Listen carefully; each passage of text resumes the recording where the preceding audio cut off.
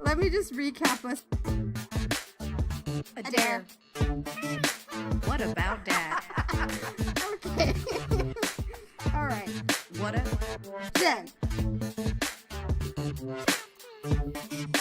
What about Dad?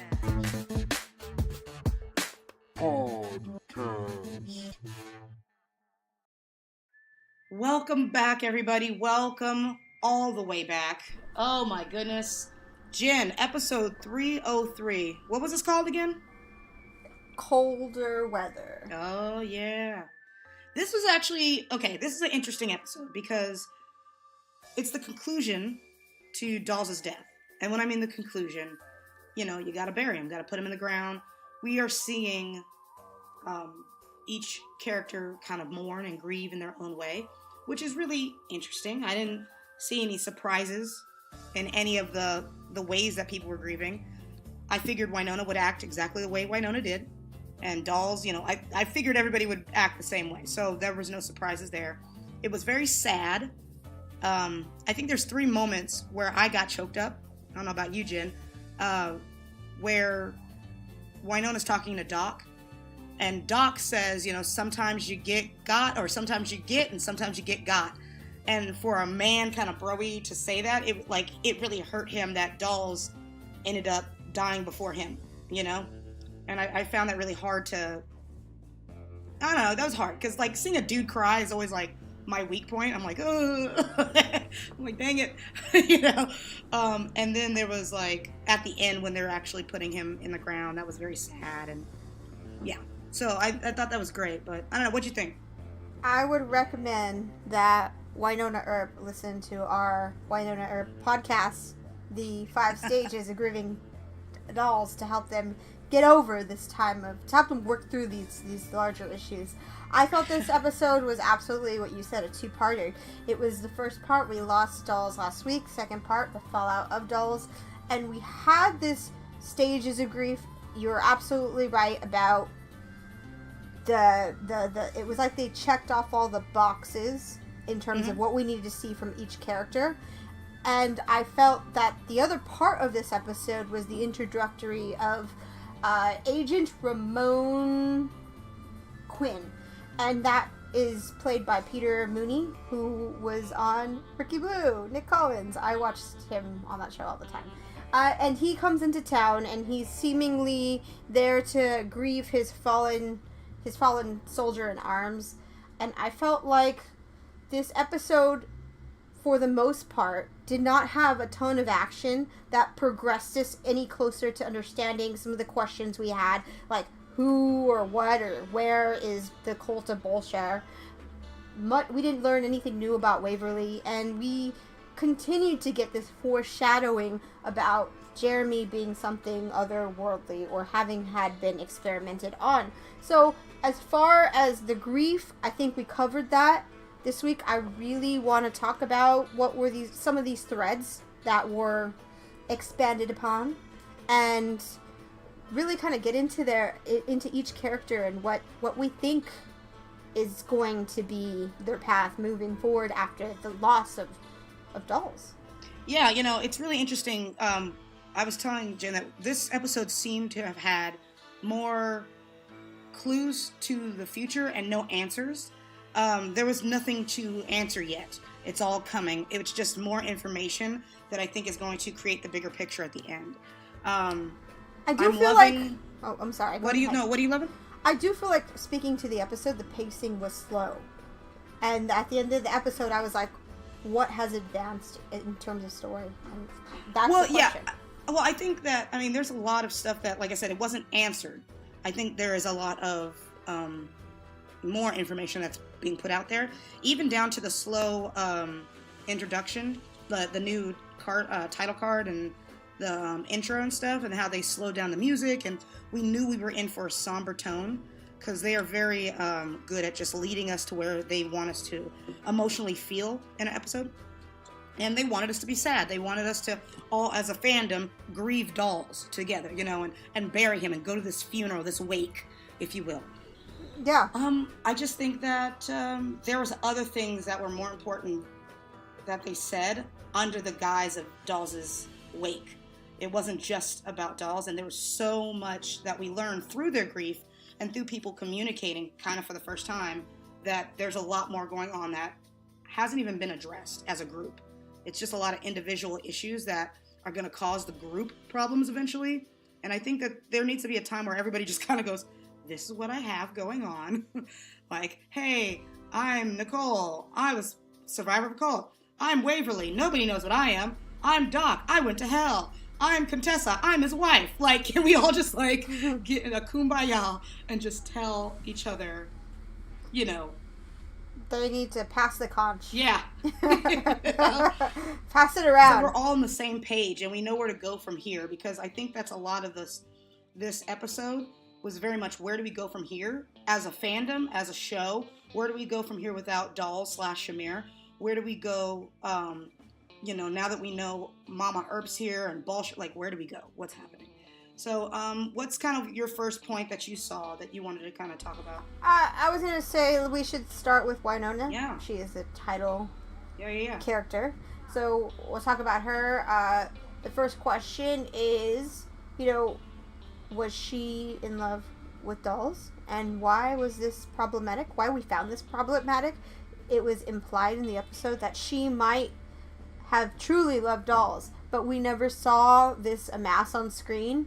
And I feel like where this became a problem, where this is problematic for the character and for the writing of this allusion to her love for dolls, was the fact that we spent all of season 2 watching her have this complicated, almost marriage to Doc, have his baby. So I felt like the love triangle with the loss of dolls didn't have the payout that they were hoping to have, the intention that they were hoping to eventually get to, which is the other end of it, which was that she was always meant to be with dolls. And they posed this question by having her struggle to even accept it or admit it. And I just thought that there wasn't enough created between Wynonna and dolls to indicate that this would have been the outcome. Yeah, like I've always said, I thought that dolls was a better match for Wynonna on the sole fact of this. Doc is her physical, counterpart. They love sex. They're very open. They're very free with themselves. And yes, they have a baby, but pretty much he knocked her up. You know, it wasn't like they chose to have a child together. Knocked her up, and because he's old-fashioned, he's like, I'm a man up. I'll be here for you because this child, and I love the fact that there's an heir or another baby. Great. But Dolls was the one she went to emotionally.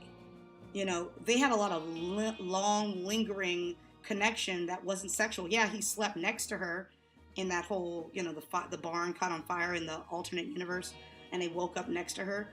But they didn't sleep together. Even one of the demons kind of laughs at him, like, oh, you wish you had that.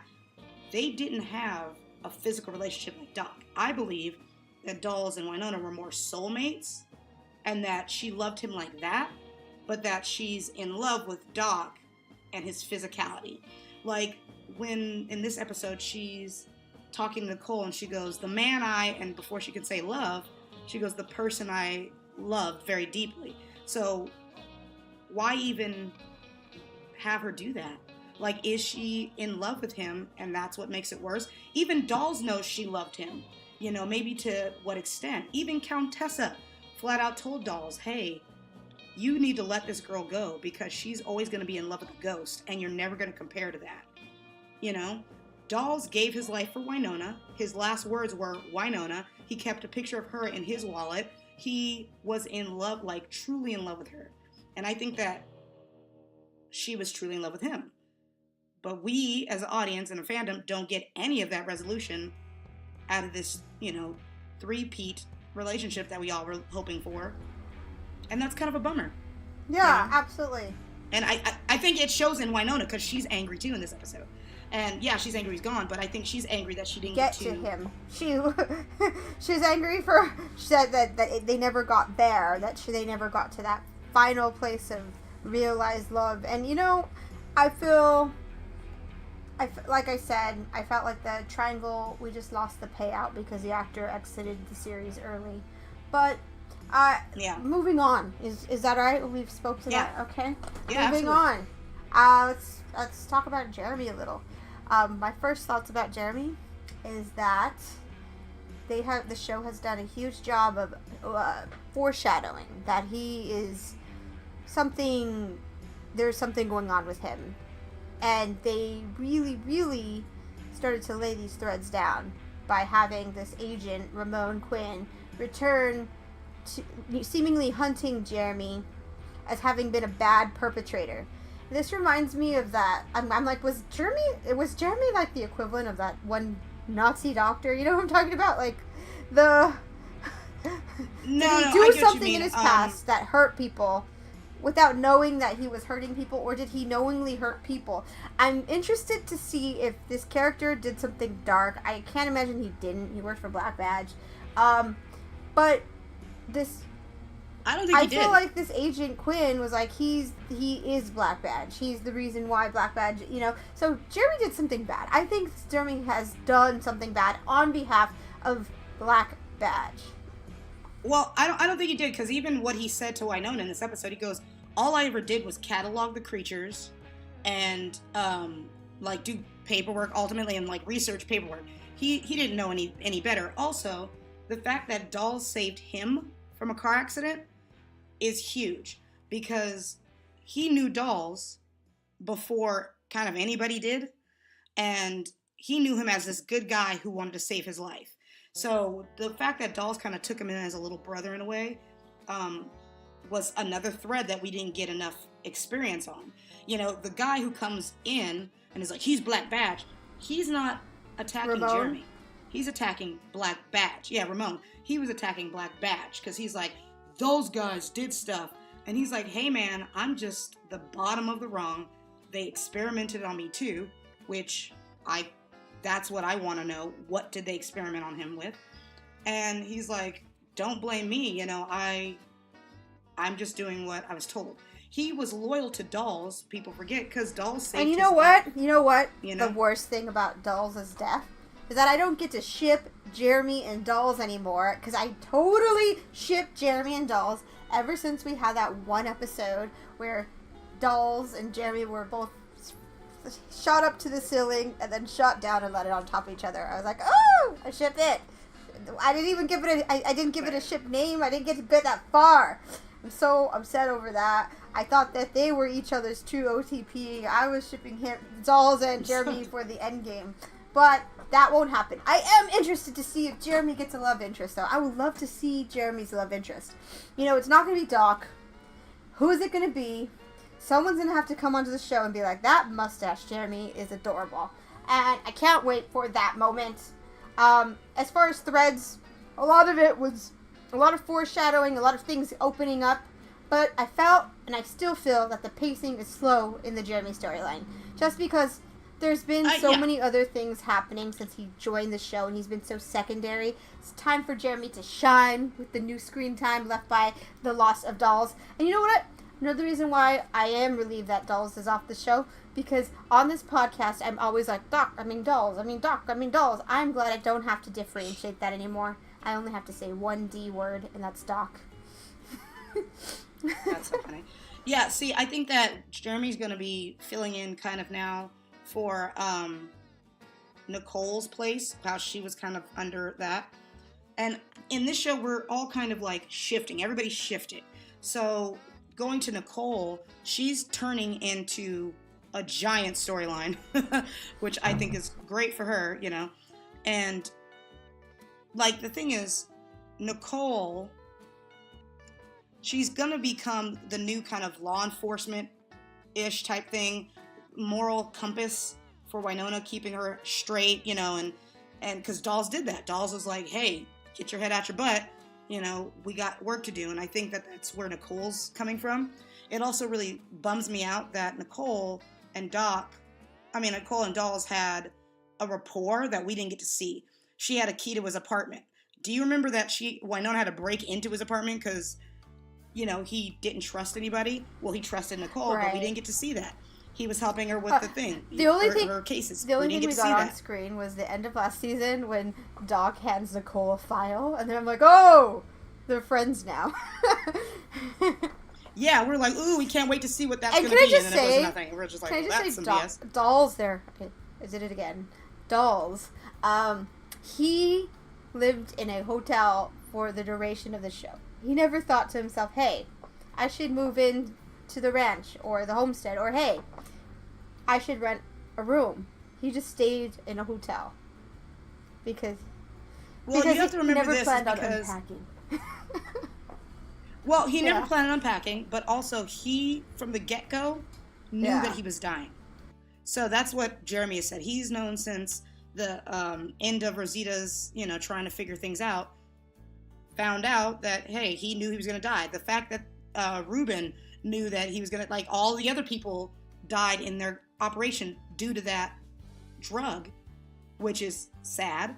And I think that it's interesting in that way that he didn't pack. But he did let Nicole in because she was kind of law enforcement. And I think once he trusted her, it was all, then she was all in. Once he was like, welcome to Black Badge. And she's like, yay. And even when Nicole was liking Waverly, he was the first one to see it. And he was obvious with it, and he was kind of encouraging Nicole, like, don't worry, she's happy that you called her sister when Shorty died. Like, there's those moments that we got. But, man, Nicole is going to be taking off in this the rest of the season. Yes. I'm here for it because she got her ass kicked pretty much the last two seasons, so I'm happy to see her. She went from being, like, damsel in distress that Waverly has to save to being, like, front, main person, main character, number one, yay, promotion. She's promoted. And then, okay, Nicole. I was most excited about her storyline in this episode, and that was frankly because the pacing of this episode was very slow. Not much happening, not much action, but what we did get some growth into the future, which is the cult of bulshar and the showdown that we can look forward to. I have really enjoyed finding out her backstory, and one of the things we talked about was the lack of coincidence that Nicole ends up in Purgatory. We have some great theories. We're gonna talk about these theories right now. But Nicole ends up in Purgatory after we find out that she was the sole survivor of a spiritual warfare bulshar massacre, and this is something we have theory. Did you want to tell them, or shall I? You can tell them. It's fine.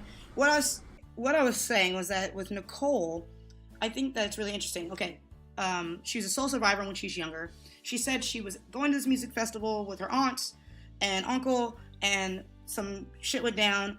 I'm not really clear exactly how she got to the river or the forest or however she got away, but she's a younger who got away, and she said somebody saved her, and she has that repressed memory, and her mom said that people died in a fire. So her family is alive, and they're kind of liars because they pretty much lied. Now, but they lied to her about the fire.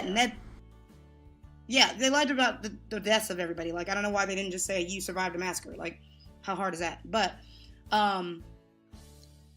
I think that the person who saved her is Nedly. Just think about this. It's the Ghost River Triangle. He might not have been sheriff, but he might have been a police officer. He might have just been a small deputy or whatever. And if he's been in Purgatory looking after the residents for 30 plus years, he most likely was at the festival patrolling. And when things went down, he most likely was the one to save her because he knows how things work. And this is my theory because he also searched for Nicole to come to Purgatory. Once, he goes, I scouted you out. I looked for you. And he wants her to take over as sheriff because he knew that she probably can handle it, seeing as he saved her from something demonic when she was younger. I think her fate was already kind of sealed in that regard because he wouldn't have fought for Nicole so hard. Yes. And the fact that Nedly knows a lot of things, and he says it's going to take a minute for you to get used to how it works around here, but I'm pretty sure he is the one who saved her. And he's kind of become a father figure for Nicole, you know, and another authority that she can look to for kind of a moral high ground. And so I don't know. I think that is kind of how she came to be another mentor aside from Alex Danvers, who clearly is teaching Nicole the way of the red hair. Okay. Okay, no. So now I'm going to piggyback off of your theory with my theory, which is inconclusive. There's no evidence, but here's my theory, okay? So my theory is that Nicole's parents are liars. She survived a fire, but she survived the fire and didn't remember. Something happened to her during this massacre. Now, here's my thought. We know Dr. Lauren Lewis, I'm sorry, I don't know her real name, but I did watch Lost Girl, and I know she's going to be on the show, is coming to be on Wynonna Earp season 3 sometimes in the near future. She's going to be a bad character. She's going to be a baddie, right? We know that Nicole's parents are liars. Nicole's parent, her mother, could it be Dr. Lauren Lewis? I hope so. Just hilarious. saying. I love it. It's not hilarious. It's my theory. Do not dismiss my theory. I said it's hilarious because that's a hilarious theory. We do not know. Still a hilarious theory. It could totally happen. I'm thinking it's her mom.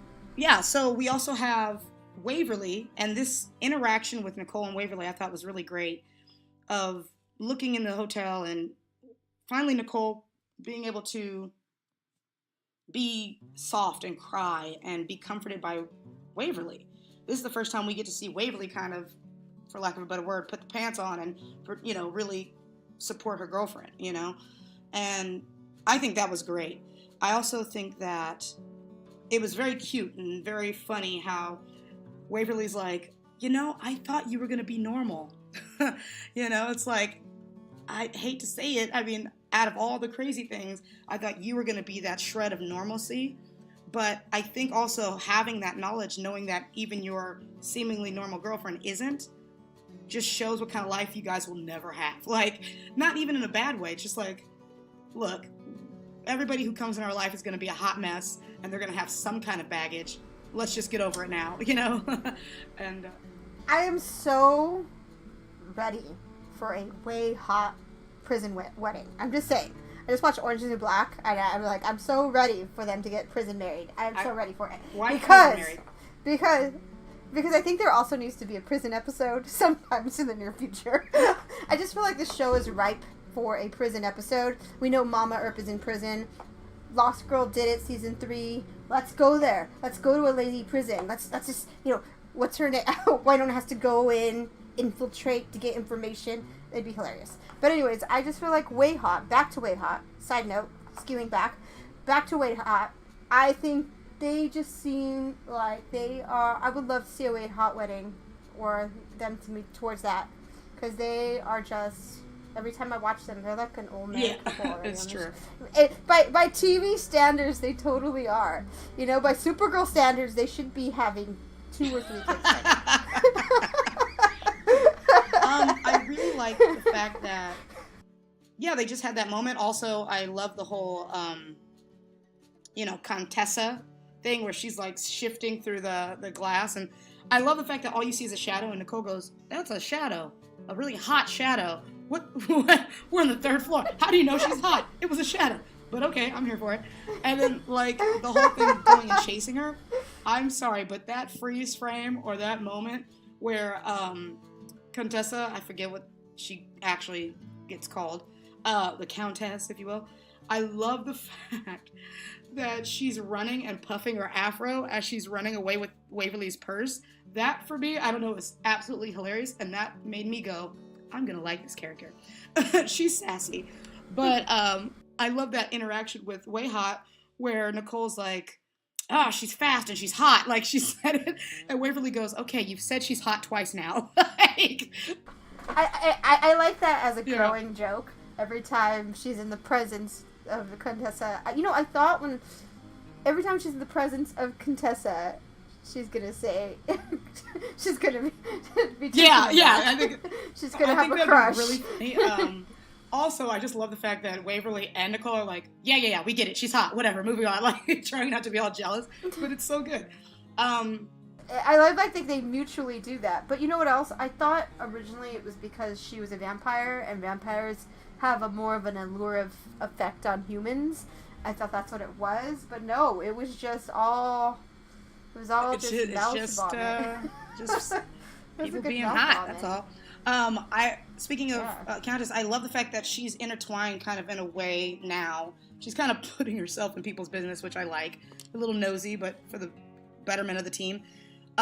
When Waverly finally gets a chance to get the purse back that had the picture that Dolls left for Wynonna in it, you know, once again, great comedy by Dominique. You know, she goes to throw the table over, and it's too heavy, so she just, like, messes the cards up, and then, like, goes, rah! Like, I think that's great, because, like, that's so her.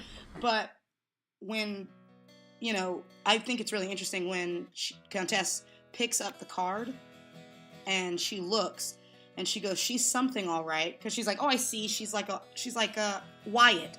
That's why Doc likes to be around her. And he goes, she's not even an Earp. And then picking up that card going, well, she's something. I thought it was very fascinating because she didn't necessarily look like happy surprised. Like, oh, she's something. No, she goes, oh, she's something. Very concerned. And so we know that she's Bobo Kin. We don't know what that means anymore. We don't know what Kin is to Bobo. But she is possibly a Sfain. She's not a Earp. Because we have to remember this. Bobo, yes, he's all revenant now, but he was a man at one point. He was a good man at one point. So it's actually not strange to say that maybe he is, or she is a good person from a good family. It's just that he got screwed, you know, and now he's evil. But she's something, and I think the Countess goes, she's powerful. We keep getting Angel, and I will still say this. In season 1, when JC, the random disappearing dude who got eaten by the widows, was walking around, he said Purgatory is a place, it's a sanctuary and a prison. And we know that it's a prison for the revenants because they can't leave, but a sanctuary means that it's there for other creatures to be protected. I think that the two creatures ultimately are Waverly and Nicole. I think that they are the creatures that are being protected. I don't know if Nicole is a creature, but she's important for some reason. So I think that that is the sanctuary. So we're going to find out what kind of entity she is. I don't think she's really a human. I think she's a Sfain, but I think she goes way back. Oh my God, I just thought of something too. What if Waverly is a reincarnation of somebody else? And what if that somebody else saved Nicole? Like, that'd crazy. You're getting. Yeah, but anyways, it's that kind of thing, and I like the fact that she saw that in the cards of like Waverly's, you know, something. Speaking of her reaction to Doc, and she's like, I want to meet your friends. I just want to know that I have a lot of theories, but I just want to keep it simple and say I just want to know her backstory because. Who are you talking about? Countessa. I want to know who she is and why she's so willing to come back for Dolls. Well, I mean, Doc, why was she talking to Wyatt and asked for, you know, a favor before, you know, he told her he was alive. Wyatt told her Doc was alive, and that's a lot. Once again, triangles. It's a lot of Wyatt told Countessa that Doc was alive, but Doc at the time was in the well. Yes. Okay. I just want to clarify. And Wyatt thought that he was dead for a while, I guess, and then when he arose, he figured it out or something. I don't know. But, so his wife didn't know he was alive. Also, when did she die and become a vampire? Like, there's just so many things. As far as the Countessa goes, I want to speak to Countessa and Doc a little bit. And one of the thoughts I had when I watched the episode was, does this show have too many secret wives? And will Nicole's be returning? You know, I felt like because Nicole's character was revealed that she was married last season, the reveal of Doc's secret wife, I felt like that kind of like offset my surprise factor. And I wasn't surprised. I don't think too much of it. I thought that Nicole's secret wife of last season, it feels like she was basically a plot device. And I'm hoping, I know already that Countessa is not going to get that treatment. She's more of a mainstay kind of character. But that's the one thing that's never sat right with me, is the stray thread that they left open about Nicole and her mystery wife. Because it doesn't feel right to just have her as a plot device to further Waverly's storyline. It feels kind of like clumsy or just like heavy-handed. And if I was gonna progress Waverly along, I wouldn't bring in a huge sideline story of a secret wife. I'd find a way to do it through Waverly and Nicole as through their relationship. And so that's why I feel like the secret wife business, the show have too many secret wives. Is there a secret wife problem here on the show? Maybe. But as far as it goes, I'm seeing Doc have a secret wife, which we saw last season. And I'm seeing Doc, the secret wife really reminds me a lot of this relationship that he had with Rosita. And I am still looking for Countessa as a character. And in a way, I'm kind of impatient for her to join the main group. I like her already. I like what she brings to the table. I want her to be a part of the Earp family, the crew. I want her to... What is she going to add? That's the question. She's going to add mysticism and magic in a way that... Remember last season they had a character who was like a witch who added mysticism to the group that, Yeah. And I feel like... The two twins, the blacksmith. Yeah, I feel like she's that for this group, and I can't wait for her to be in the group. I want her to be in the group to fill it out. And I want to see her become more defined in herself. I think she has more to offer than these kind of, like, dramatic plot lines that, to me, just kind of are a way to bring her in, not necessarily pushing her forward as a character. So, that was my thought. Yeah, I'm kind of, like, bummed out, too, that Doc, because he's so old, he's the vessel that can bring all these characters to Purgatory, because if he's undead, a lot of people from his past can be undead. And I kind of am over that. And any female who comes into the show is always from Doc's past because he slept with her, It's like, damn, can we have, like, one dude or female who shows up from his time that isn't a bad guy, but that happened to also be alive, that didn't sleep with Doc or something? Maybe, like, a Sphane besides Bobo, maybe another family member from one of those higher-up groups. That'd be kind of cool. But I am excited about her take in the show. We both kind of agree, Jen and I, that we're a little tired of Doc. Yeah. This season. This season, he's been, I love what Doc does, but he's starting to do the same thing over and over and over again, and I don't feel as much growth in his character as one may think. Yes, he's old. Yes, he's adapting to the new world. But, I don't know, there's just something about him that still feels immature. And it still feels unbalanced. What up? I'll tell you what I feel. I feel like, as far as Doc, I feel like he's been reacting to a lot of news. And what I mean by reacting is things happen to him. He goes to hell. He loses his daughter. And his response are reactive, emotional reactive response. And he's been in this reactive state where he has not been actively moving towards a solution. I lost my daughter. It was my choice, so I could stay and defend this town. I need to break this curse. It's taken him a lot. His arc has taken him a very long time to get to that mind state. I feel like what the show wants to do is they want to keep him in the gray, and they want to keep reverting him back to just being this in the gray character. Kind of like you have Katie McGrath on Supergirl, who's in the gray, and that's really interesting because we never know her intentions. But where it's not working for me on this show is the fact that we know Doc is so devoted and in love with Wynonna because we were given so much of that last season. That's where they seemingly grew us to. They have this heavy, mature relationship that's grown into this area. I don't buy Doc being an in the gray character. I don't think that's what he is. And I think when you try and force him into the gray and make him not be the hero, be the anti-hero, that's what I feel like they're trying to do. I feel like they're making him into an anti-hero, but it doesn't fit the bill because at the end of the day, Doc actually is the hero. He is a hero. He has heroic tendencies. Maybe less so than Dolls did, but I don't believe in Doc's anti-hero, dark Brody arrow /ness. I feel like I want to move past that. I want to get to him being on the same page with Wynonna, and I want to kick some ass with some demons, but because we have him shifting back every other episode, like up and down like a chart, I'm finding myself growing tired of this in this character. I actually don't believe that they have a mature relationship, Doc and Wynonna. I think that they are reactionary characters, but they're also self-destructing characters. They do a lot of things together that are really self-destructive to each other, but they use it in the guise of connection.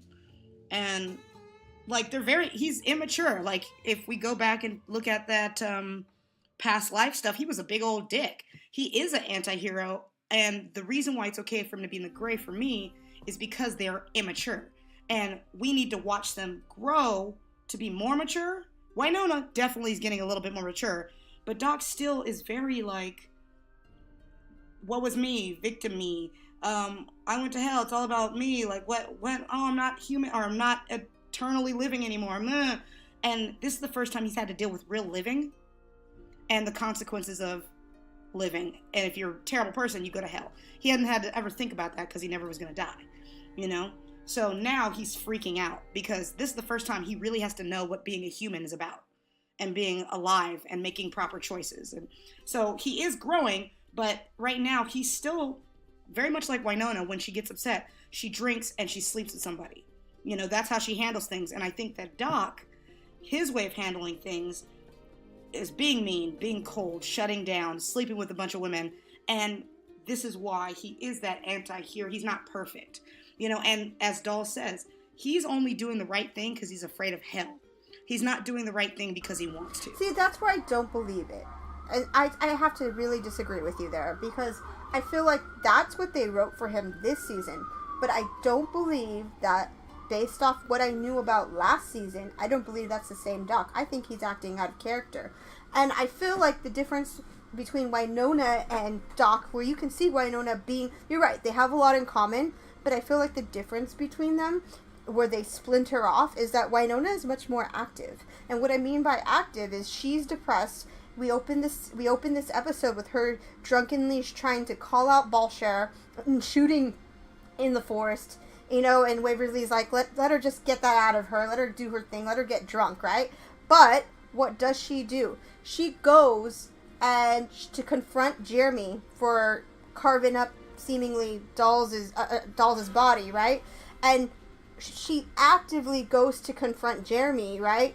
And then in the end, she actively confronts Jeremy and finds him tied up by Agent Ramon Quinn. So where am I going with this? You can see the line between her being upset with her doing something. Whereas with Doc and all of his scenes, he's upset. He doesn't do anything about it. It takes Waverly coming in to get him to go with Waverly on the side journey to get the purse back, right? But he himself isn't actively working through his own problems into a higher solution. Like Wynonna, right or wrong, seemingly goes to confront Jeremy, finds Agent Ramon has him tied, or figures that out, that he has an ulterior motive, Ramon, and confronts that situation. So she's confronting conflict and she's starting conflict, whereas Doc is not. And that is the difference between reactive and active. And that's why I'm not as interested in Doc right now. Yeah, I don't know. I'm losing a little patience with him and his thing. But I am here for, like I said, the two people for me, I'm here for, three people, I guess, is Waverly, Nicole, and Countessa. Because their situation, like Wynonna's she's the lead. She's had a lot of stuff for the last 2 years, obviously.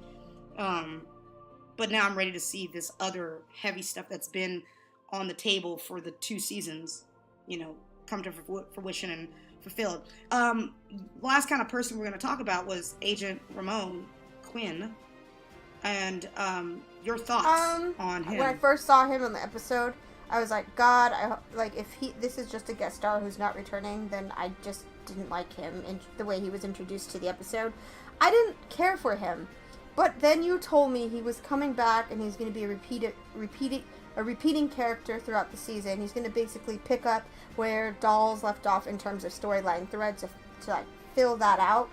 Because, again, the actor's gone, right? And they had planned a season. So, I was thinking that, no, with that new information, then I'm more okay with what I saw.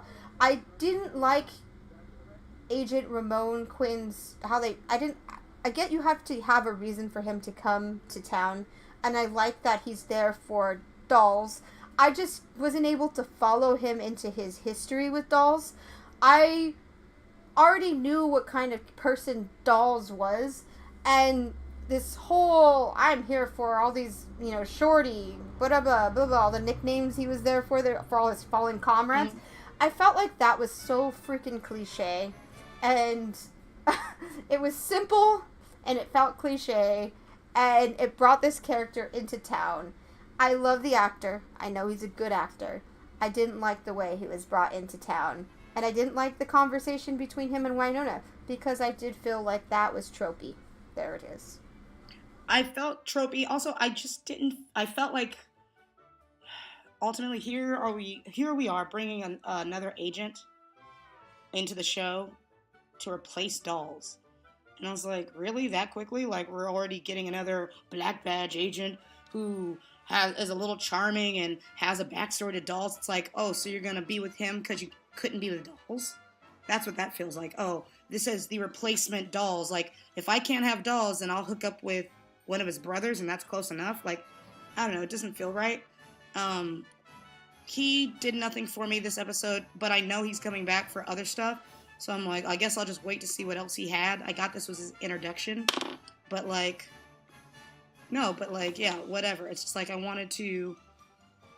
I don't know. I get why he was upset, but that was it. There was no big bad this episode. There was no... It was just... This episode was, let's put Dolls in the ground, say our goodbyes as a fandom, introduce a few other plot points that are going to push us forward, but that was it. There was no bad guy of the week. I mean, I guess you could say the Revenants took the serum, but that was literally just so that the agent could have something to be freaked out about to go attack Jeremy. It was a catalyst for somebody else's story, but it really the conflict pointless. of the week was very watered down. I agree. Yeah, because it wasn't about that. It was about Dolls, and it was about moving. No, now that we've done this episode, now that we've done this episode, and we've cried, and we've buried Dolls, and we all, as a fandom, have to move on from that character. Well, anyways, what are some of your guys' theories? What do you think, who do you think had the most going on in this episode? How did you feel about this episode? Was there, I don't know, what do you feel, kids? How are you feeling about Waverly and Doc and this new character of Ramon and Countessa, or however Doc says it. But yeah, tell us what you guys think. Make sure you guys come and say hello to us on Twitter. We are here, making judgments, posting things. It's always good times on the Twitter.